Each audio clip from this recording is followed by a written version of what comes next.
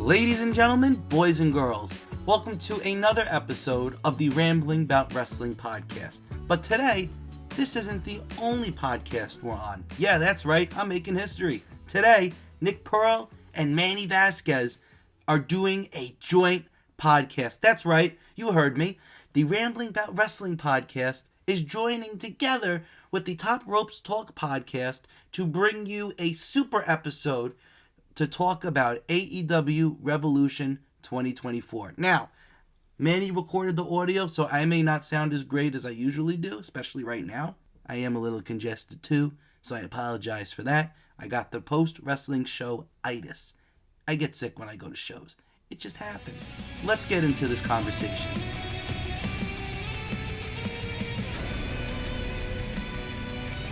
AEW Revolution, man. Such a great card. A lot of great matches. I think that's one of the pay-per-views of the year. 100%. There were no bad matches on this card. Maybe one or two that weren't as crazy as others.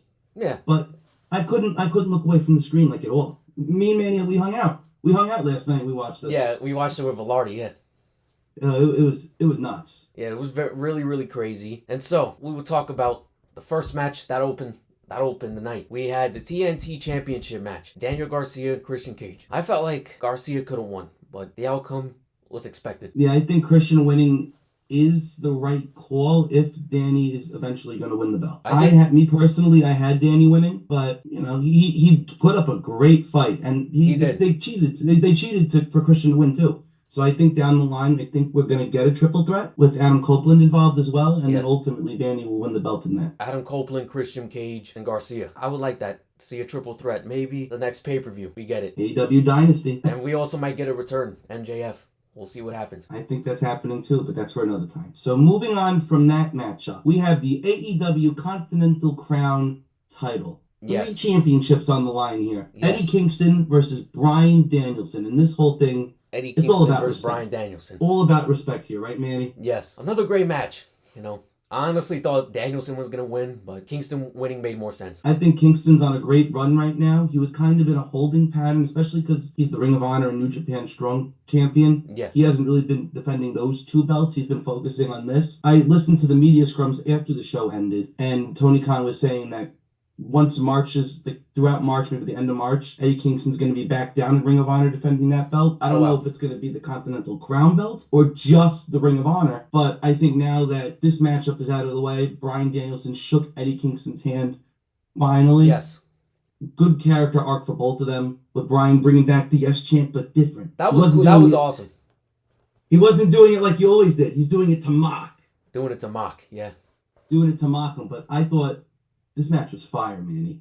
They'll have a rematch at some point. I think down the line, yeah. I think they've done 4 matches so far, these two together. 4 matches? Oh my god. I think they had one on Dynamite, Collision, Rampage, and now pay-per-view. So I'm down for another one. Just maybe give it a few months. And so we talk about the third match. The All-Star Scramble, baby. I thought that was really good, too. And I expected the outcome, Wardlow winning. I think out of everything on this card, Wardlow winning is probably the most expected thing. 100% the right choice.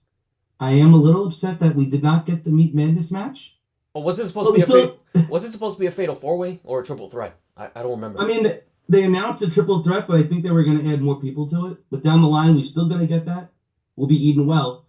But we did get some meat in this. We had the big 4 meaty guys in there for maybe a 3-minute spot. Oh, it was great. Slapping meat. Oh my god. With Wardlow, I think if it's not Swerve, he beats Joe. And now I think Wardlow's on a really good run with his new gimmick. Looks into the camera, posing at the screen, at the camera. This is going to turn into Wardlow allegedly giving his spot to Adam Cole, I think, down the line. Because Adam Cole was saying once he's cleared, Wardlow will help him win the belt. And Wardlow was like, hell no, I don't want to do that. So you think they'll have Wardlow turn on Adam Cole? I think yes, they will.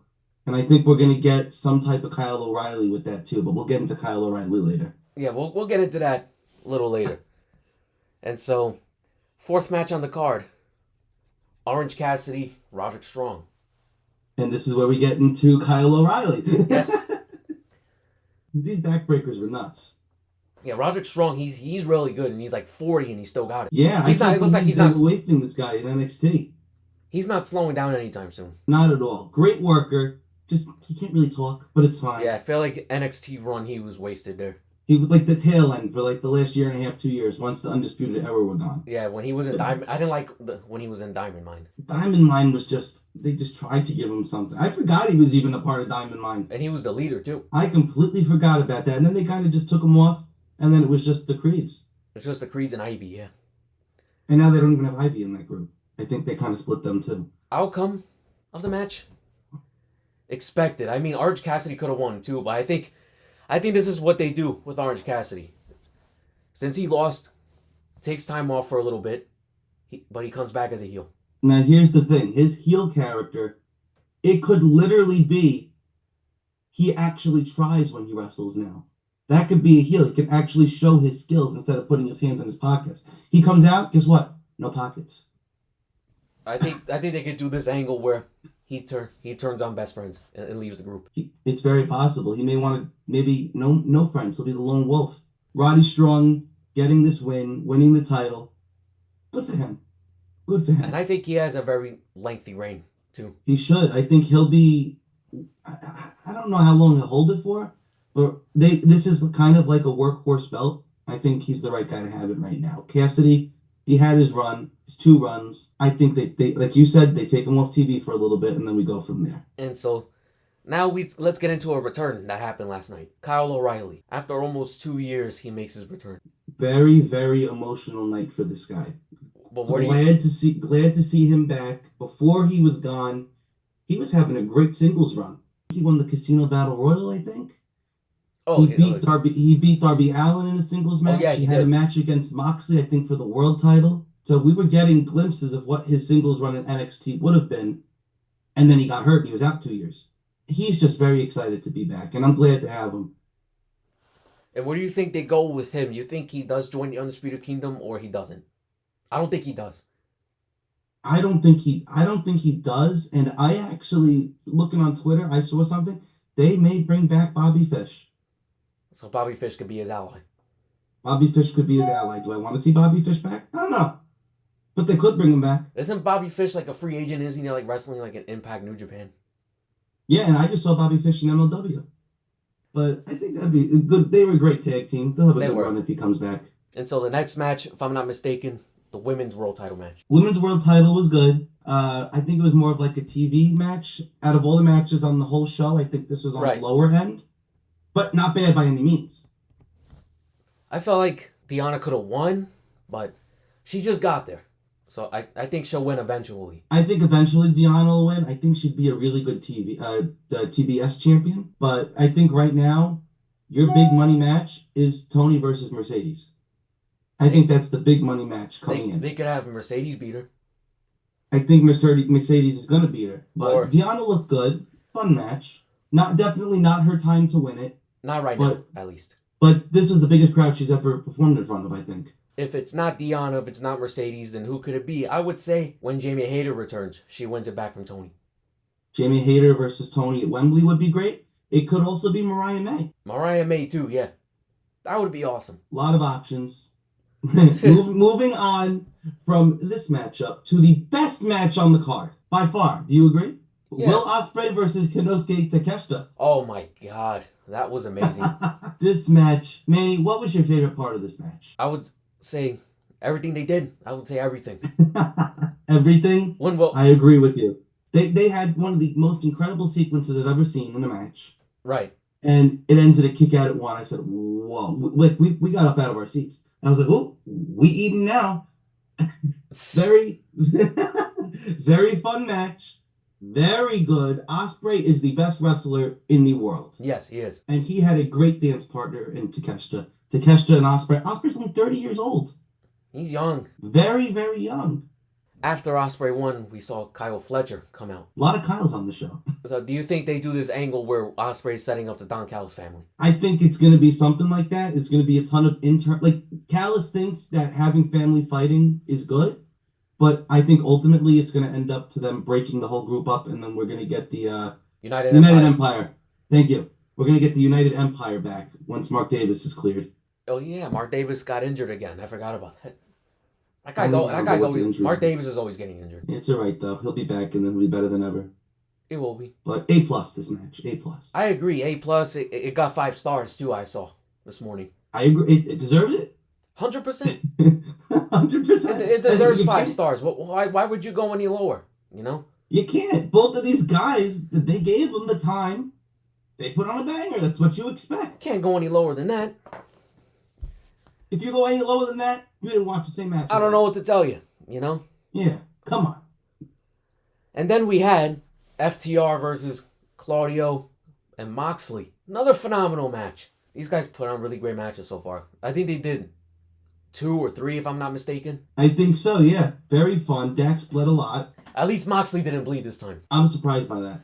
Because it's like every single match, he bleeds. And even Aaron He was does. even when Aaron was telling me, he was like, I'm getting real tired of Moxley now. I don't like him. He bleeds a lot. I was like, yeah, I don't know why he does the same thing over and over again, but this time he didn't bleed. But another great... Yeah, I was genuinely surprised. Very fun tag match. I didn't realize FTR was from Carolina. Their home state. Home state, because once they came out, they got that. I thought they were going to win. I think they should have won here. But I guess in the tag tournament that they're going to have, they'll have the rematch, and I think they'll win it there. But I think the outcome was expected. Moxley, Claudio. I think they're on, right now, these two guys are on another level. And if they're not going to go for a singles title, why not go for the tag titles? Yeah, why not? So we had the co-main event. Triple threat match for the AEW World Title. Samoa Joe, Hangman Page, and Swerve. I think it could have gone either way between the 3. I think the way they went about it, I think it was the right call, but there's definitely arguments for all 3 of these guys. At one point in the match, there was all points where I thought that was it. Yeah, I honestly thought, like you said, that even though it didn't happen, that Hangman Page was in the coquina clutch, and he would flip off Swerve and tap out as he would try to break it. Yeah, I saw this on Twitter. I thought it would have been fantastic because the story in this match is the animosity between Swerve and Hangman. They absolutely despise each other. All Hangman cares about, yes, he cares about the world title, but his major priority is not allowing Swerve to win that world title. So what do? Hangman gets put into the coquina clutch. He taps out. Usually people pass out in the coquina clutch. Swerve went to go break it up. Hangman taps. And then commentary goes and they say, did Hangman tap because he needed to tap? Or did he tap because he saw Swerve was going to break it up? I think he tapped because he saw Swerve was about to break it up. He would have been, he was like, no. It was the perfect end to this match other than them not flipping each other off at the end. I think Hangman being that kind of, nope, that would have made it a little better. These 2 guys are the new Rock and Austin. Oh my God, yeah. Of course, New Rock and Austin in our generation, man. It's crazy just to watch it all like happen in front of us. It is. And I like that we might be getting a glimpse of heel Hangman. Looks like it. Heel Hangman grow his mustache out even more. I saw. Maybe he'll get the mustache like Simon. Yeah, I heard the boos that they were giving him last night. Good. And the thing is, Hangman, the way they've done this, everything that Hangman has done is justified. Swerve broke into this guy's house. So Hangman trying to ruin this guy's life, when in reality Swerve is the bad guy, it's crazy. And Swerve actually had the opportunity to cheat. If you remember in the match, Nana gave him the crown. Swerve didn't use it. That's something a babyface would do. They wouldn't cheat. So this is a double turn. When they went to their time limit draw, and now this is the double turn in the making. And when Swerve finally wins that belt at World's End, I'm assuming at the end of the year, it's going to be insane. Or maybe even at Wembley. A perfect double turn when Hangman Swerve to like tease it. Like they go to a draw, Swerve insists to give him more time, and Hangman says no. That's something a heel would do. They'd say no. Absolutely. And the time that Hangman's been in AEW, he's never been a heel. He was a face the whole entire run. Now's the time for change. He needs a change in his character. Maybe he joins the EVPs. It's possible. I think that'd be fun. We get some Hung Bucks back. Maybe have a feud with Kenny Omega when he comes back. Heel Hangman, babyface Kenny. Yeah, they switched the roles from last time. A lot of options you can go with a heel Hangman. So we'll see which way they go with that. The main event, of course. The final match of Sting's professional wrestling career.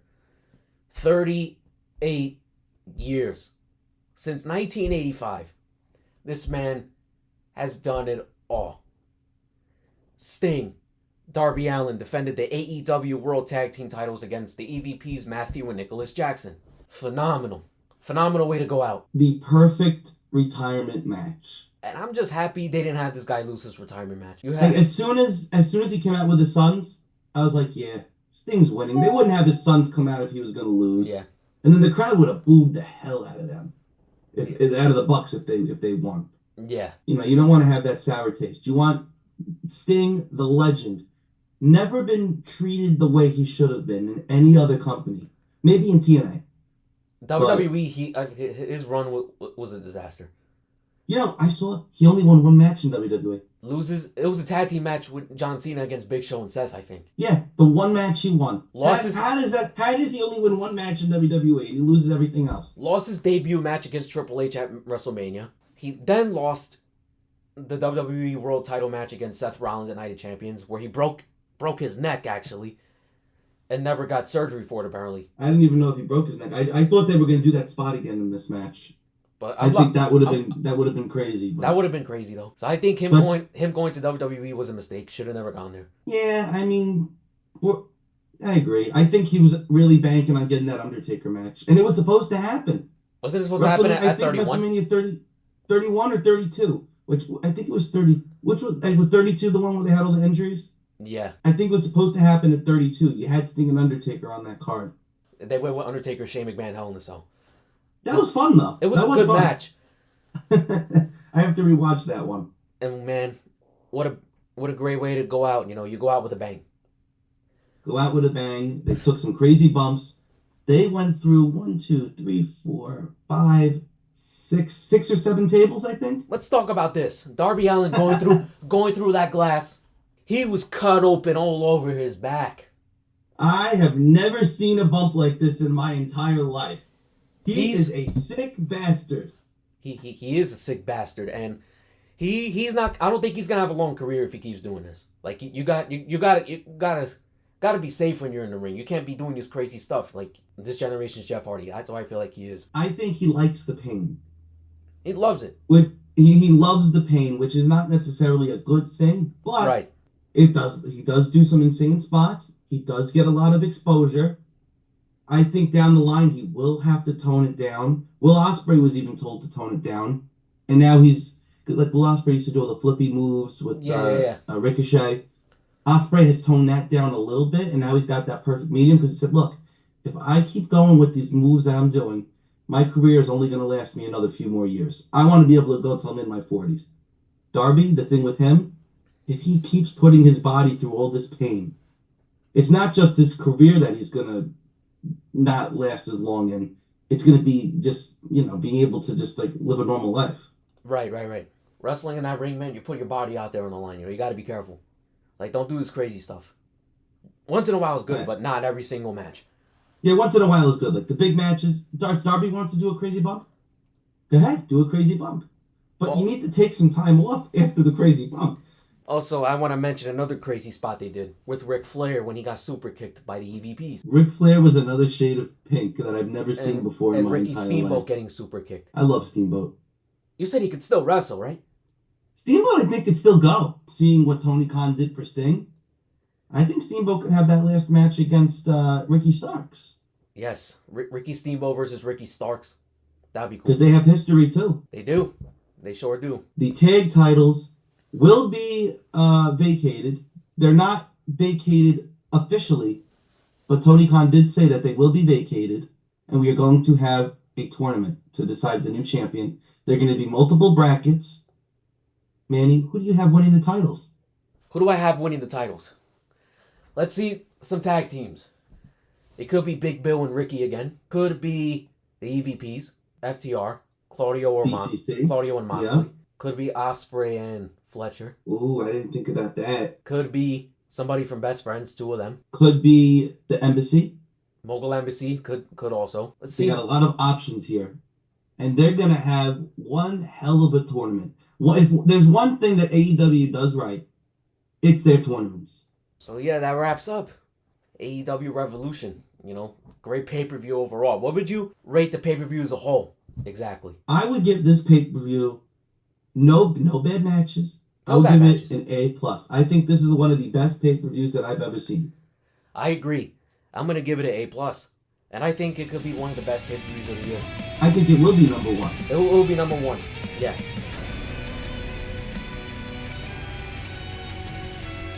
So there you have it. There's mine and Manny's AEW Revolution 2024 reactions. We had a very fun conversation. We had a great time watching the pay-per-view together yesterday. I just wish I didn't sound so congested. Besides the point, next time we do a joint thing like this, please remind me to record the Zoom call on my end as well, so we can both have very clear audio. It's alright. I'll let it slide. So if you guys missed any episodes that I've done in the past, check me out on Instagram, YouTube at Ramblin' Bout Wrestling, Spotify, Apple Podcasts, Pandora, iHeartRadio. If you want it, I'm on it. And you can also check out Manny on the Top Ropes Talk podcast, on Top Ropes Talk Instagram, as well as Spotify. Check us both out. You won't be disappointed. And I'll see you guys on Friday. Let's keep rambling, everybody.